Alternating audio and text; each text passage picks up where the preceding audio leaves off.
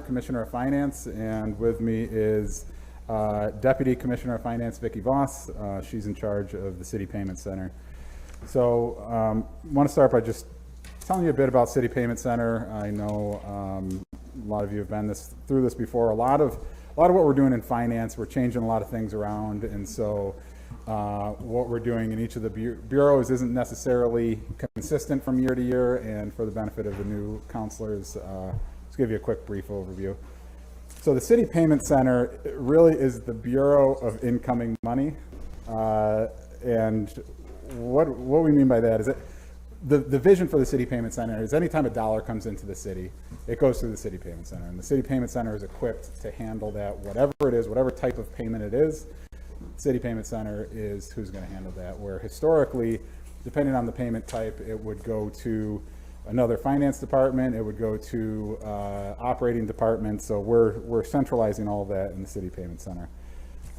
Primary role for the City Payment Center is collection of county, city, and school district property taxes, and that's done online and also in person down on the first floor. We also collect and bill water bills, parking ticket collection, and we also administer property taxes. So there's a lot more that goes into the property taxes than just billing and collections, and some of those things include tax trusts, tax searches, delinquencies, liens, and just general questions. A lot of especially new homeowners aren't familiar with the process. They call down to the City Payment Center, and we'll walk them through what it means to be a city property owner. We also administer payment plans, so that the tax trust is a payment plan for property taxes.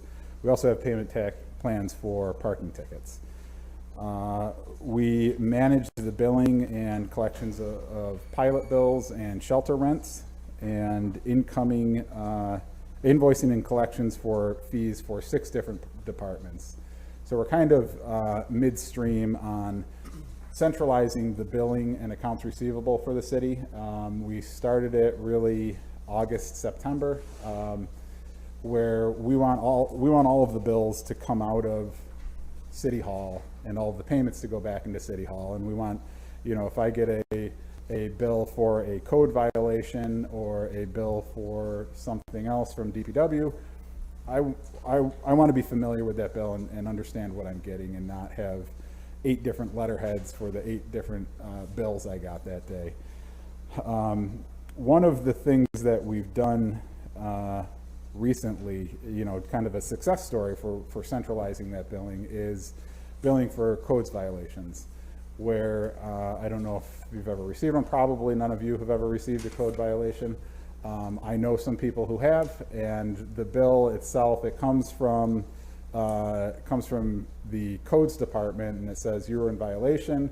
On the 3rd paragraph, it says you owe $300, and if you don't pay, this goes on your tax bill.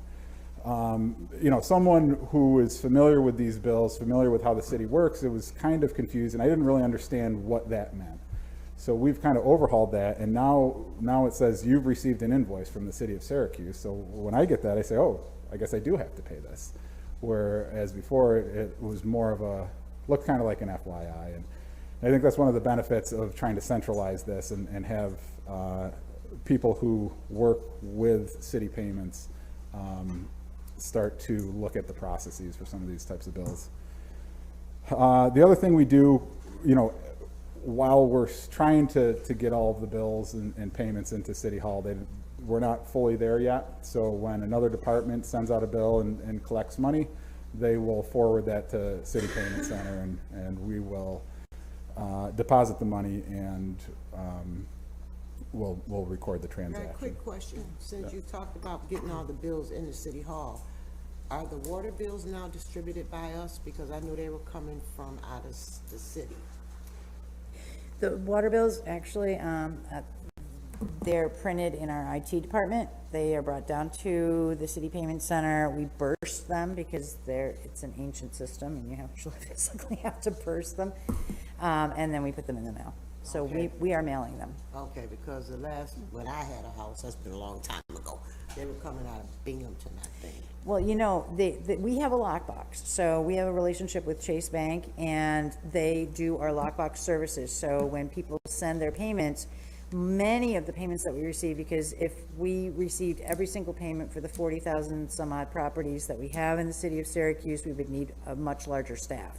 So we take advantage of Chase, has a lockbox where they just use the scan line on the bottom of the water bill and process your check, and then they send us the information, and then we do post it in our system to get it to our general ledger, but they do half the work for us.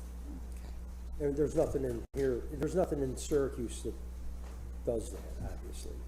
We're looking it up. Years ago, that's the reason they changed. And, you know, that's always a possibility that may be looked at going forward. Oh, okay. Another thing we looked at was taking that on internally, and, you know, City Payment Center, we consider ourselves the experts for billing and collections, so we think we do it better than the operating departments. Someone like JP Morgan does lockbox better than we could ever do it. You know, they've been doing it for years, and so they've kind of maximized the So efficiency. we wouldn't have the capacity to do it. We could create the capacity. It would cost a lot more than what we pay JP Morgan. So I will pass it to Vicky to talk about some of the things that we're working on and some of the recent accomplishments. So, you know, at City Payment Center, we are primarily a customer service center. We have more face-to-face interactions with the public than probably any other department within the city. It's very important that we look like our neighbors and constituents. We have one employee that speaks Vietnamese, another that speaks Burmese, and another that speaks Spanish. So we are trying to, like you say, look like our neighbors. Many of the impressions of the city are formed by the CPC. So we did take a very, very small amount of money. I think it was $1,200. And we did a little makeover and put some instead of those chalkboards that had, close, go to the next tower, there was, we put shades. So very simple, easy way to say that we're closed and move to the next one. And we also have a bilingual queuing system now. So like if you're familiar with Marshalls, and it'll say go to the next. I heard it yesterday. Isn't I was it? like, what? Yeah, and that was not expensive either. So, and it's certainly, it's improved the flow. You don't hear somebody yelling, down the hall. It's saving the vocal cords of our cashiers. We're fully staffed now. When I came on board, we were missing a lot of people, and we were behind in a lot of areas. So we are catching up. And we're, bringing on new initiatives, as Brad has mentioned. One thing that we've accomplished over the last 6 months was we've collected over $300,000 in delinquent taxes, and that is in part due to the tax trust applications that we're processing. We've also been getting some other heavily delinquent people and companies to redeem, to say, okay, well, get yourself away from seizure, pay it, you only have 2 years delinquent, just give me something. So we're just trying to get people in their homes. That's our goal, is to get the taxes paid and keep the constituents, the residents, in their homes. And you talked about the tax trust. I know that's not what we're talking about here, but at some point, I think it might have been before half the councilors came to the table, we talked about the rate of the tax trust and how high it was. And I think, what did they tell us, Pat? Yes, ma'am, it's 12%. We could change. I thought we did change. I thought we could change that. We're hopeful that can be reviewed, and the proposal that we had was to tie it to the same rate that the New York State income taxes are charged at, which is 7.5%. Yeah, we've got a working group that is most of the way to coming to an answer. A lot of it is legal issues. So the city charter says one thing, state finance says another thing, and the law department is just trying to figure out, we've got these broad ideas. We got to reduce the tax rate. We got to make it easier, more accessible. And so they're saying, yep, I got it. Let's work through the law City here. charter? Wouldn't that be us? Okay, There you go. It's from 1960. wouldn't that be us? Hopefully, you'll see something in the next couple of months. Oh, excellent. So back to your point about saying, give me something. At that point, when they start giving you something, do you I put- suspend the penalties that are being assessed? What we do or- is we can't suspend that because that's part of the Tax and Assessment Act. We have to charge interest, and I can't say to you, oh, well, let me give you a deal. It's the same across the board. It's fair for everybody or unfair for everybody, if however your point of view. But what we can do is we can enter notes in the system. I can work with legal and say, hey, I know you've got this up for seizure, but she's paying on her account. Let's see if we can get her, we're trying to get them to give me something to get to the point where they can afford the tax trust, because they got to pay their current taxes, they got to pay their 10% of their past due taxes, they got to pay their first payment, they got to get their water payment current, all this stuff. So it's a heavy lift for many people. So if we can work with them and remind them, and I have ticklers to call people, it works. It's been working. And Vicki was talking about, being the face of City Hall. It's the first place you go when you walk in. And it's amazing how many people have been happy to pay $50,000 to us. I think Vicki's been doing a great job of managing their expectations realistically, but also being very understanding of their circumstances. And I think a lot of people are encouraged to come to some kind of agreement because of that. Well, and we work very closely with the Financial Empowerment Center and Home Headquarters, because they've had some great programs that we've been referring people to. CPC is billing for other departments. We're streamlining the accounts receivable function. We're improving the collection rates. We haven't seen that quite yet in the set out process. We just took that on about a month ago.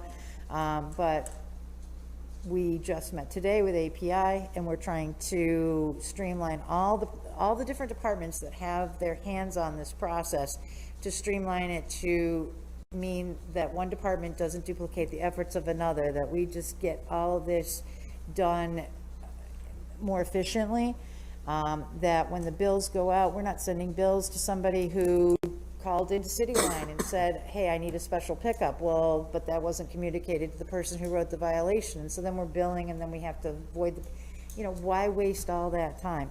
So we're trying to clean things up on that end.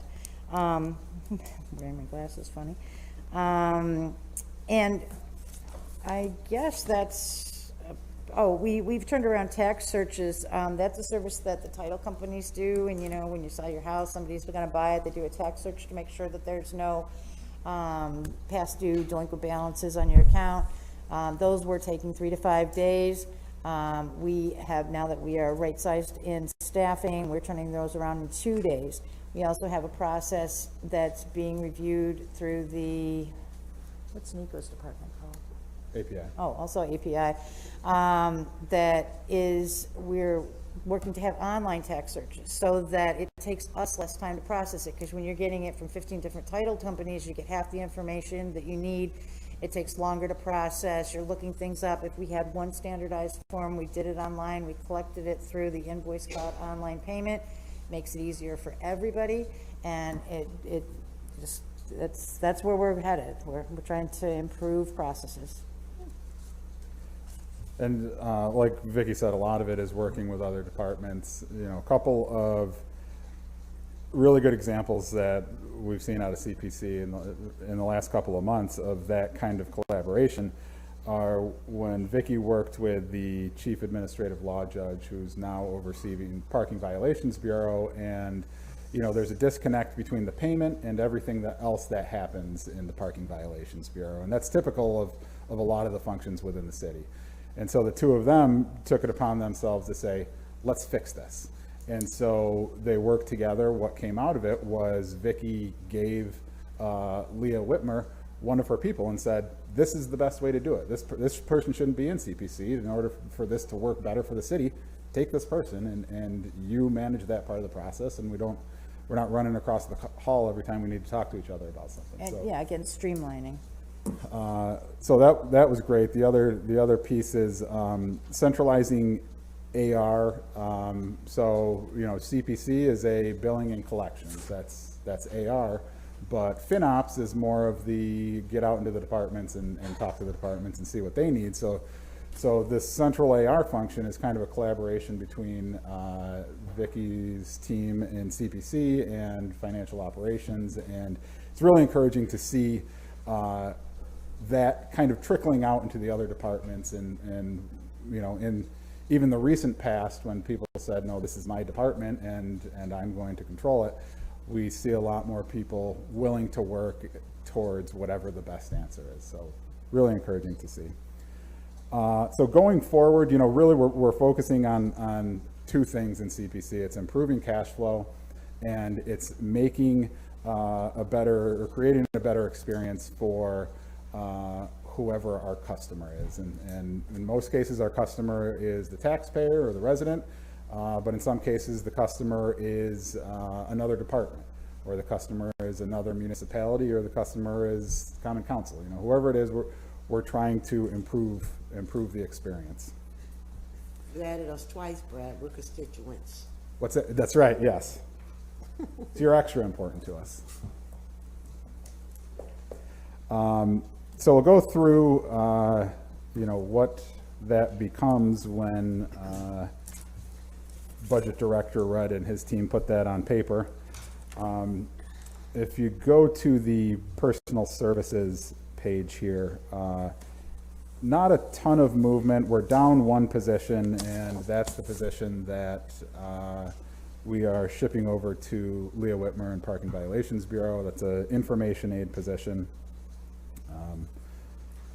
Not much else there. Most of these people are, some of these people are new, right, Brad? Because you had A lot of the people are new. Yeah, we were extremely short-staffed last summer. Yeah. We were down to, I think, 6 or 8 people. So yeah, a lot of these people are new, and Terrific. you know, it's been painful, but I think we've found some really good people. Hence the overtime. Hence the overtime. Yes, yeah, it's been busy. Total proposed budget for fiscal year 23, $1,220,888. Not a lot has changed from previous years. One thing to note on the professional services line, you'll see increases there. One of the positions that we got in the centralization of accounts receivable is a SURA position. We talked about that very briefly on Monday, if I've got my days right. And so that position moved from salaries to professional services. The other increase you'll see there in professional services is an increase in booting. Our booting company has been much more active. They're actually looking at some of our old records and trying to consolidate their records. So, you know, they see that Brad O'Connor has 1 ticket, but Bradley O'Connor has 2 tickets.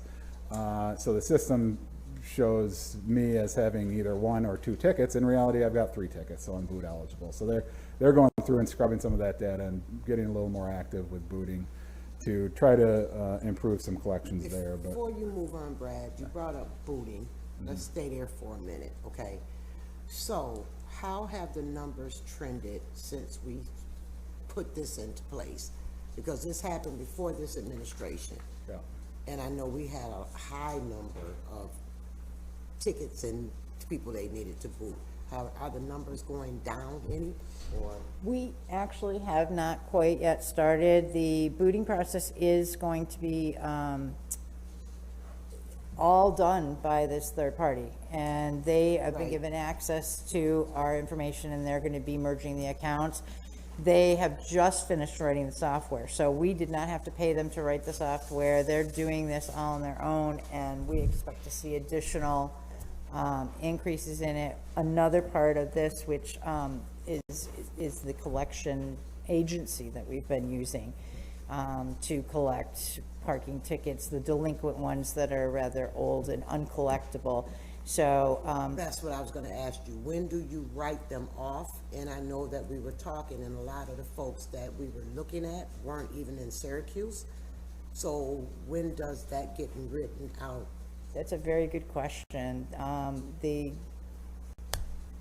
We're not, yeah. I guess right now, we're not writing them off. What we're looking into is some of the state and federal collection laws limit how far back we can go. So we're looking into what we can collect, and we're going to, this year, come up with a plan and a process for when we do write something off as uncollectible. And we're gonna weigh the expense of it, right? On how, if we go after out-of-state people. Yeah. If we just write it off, is it gonna cost us more to collect from these people Right. out of state? Right. Well, and then there's also the legality of it. There's a certain period of time that you can't go beyond. Okay. So if you remember the collection, this is a pilot program, and everyone would define success differently. These are, when we talk about expertise, their expertise is collections. It's not our expertise. We do it. We do it fairly well, but this is a large team of trained collection experts, so they do it better than anyone. And we get it, because I think me, Pat, and Nader were all on here when you came, but my thing is this: at some point, we're not gonna have, argument's sake, 6,600 outstanding tickets. At some point, it should dwindle down, Yeah. because this was a pilot. It wasn't meant to say, oh, they'll be here forever. Yeah, I mean, we'll never stop trying to collect old debt that we can collect, but, you said, does the cost outweigh the benefit? After a certain while, it does, and I think the pilot is going to inform us when the cost outweighs the benefit. And I'm sure they've been giving you the reports, and I'm not trying to belabor this, but you've been getting the reports. What was the name of that company? I can't even remember. CCM. Okay, they've been giving you the reports. Is it any way that you could forward those to us? Sure. Yeah. It is in the And positive, I mean, we are collecting money.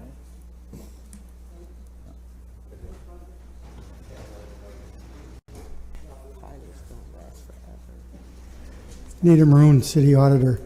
So relative to the time frame and the ability to access people's debt to the city for parking, there's three things. One is the city engaged in, I think it's called AIMS software. I've kind of lost track, but it's the AIMS software, which is interstate, or with the state rather.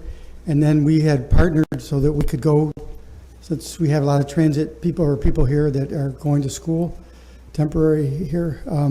So there wasn't any time limit that I was ever aware of to restrict the ability to collect.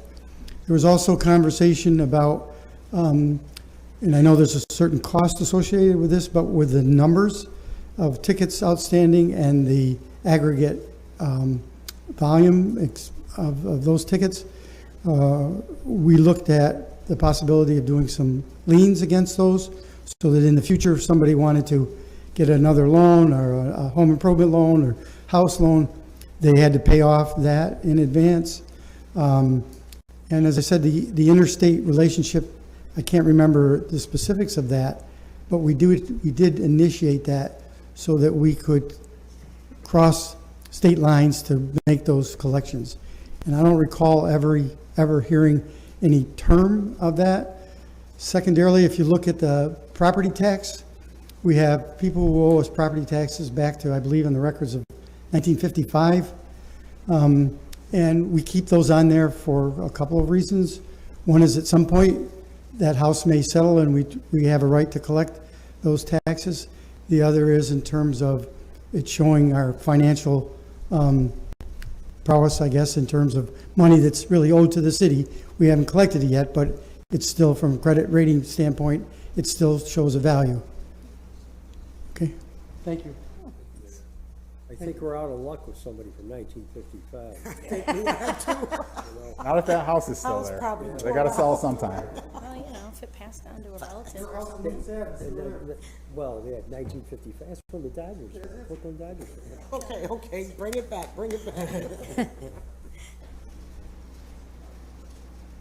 So that's the professional services. It's really the booting and collections.